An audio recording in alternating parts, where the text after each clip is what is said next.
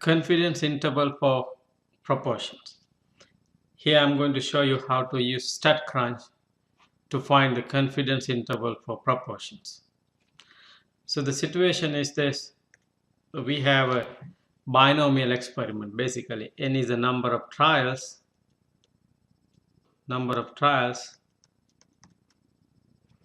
and x is the number of successes. So the p is the probability of success.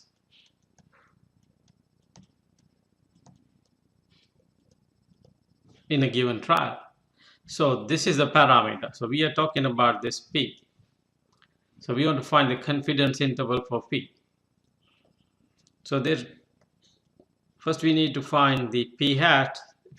That's called the point estimate.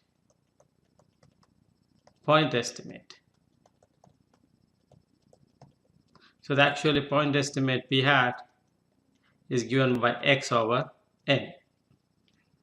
And the confidence interval is as usual given by, so the confidence interval for p is given by the point estimate minus margin of error to point estimate plus margin of error.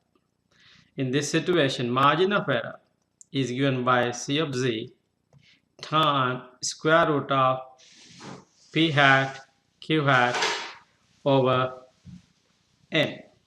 As you know, q hat is equal to 1 minus p hat, and C of z is the critical value.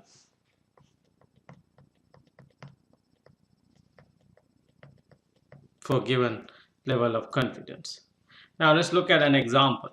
Let's look at this example. In a survey of 3,539 males, 401 say they have gone to the dentist in the past year. Construct 90% and 95% confidence interval for the population proportion. So going to dentist is a success. So the number of successes is 401. They want to find this confidence interval, say 90%. Now in StatCrunch, it's very easy. If you want to do by hand, this is a p hat. P hat equal to 401 over 3,539. In StatCrunch, you go to stat and you go to proportion stats, and then one sample with summary. The number of successes 401, number of observations, that is n 3,539. We want confidence interval at say 90%, 0.90. You just keep the method as it is.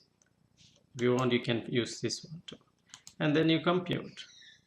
And here we got this confidence interval for the proportion is from 0.1045 to 0.122. So confidence interval for proportion is from 0.105 to 0.122. And the point estimate is 0.113. So this one actually 0.113. That is a point estimate.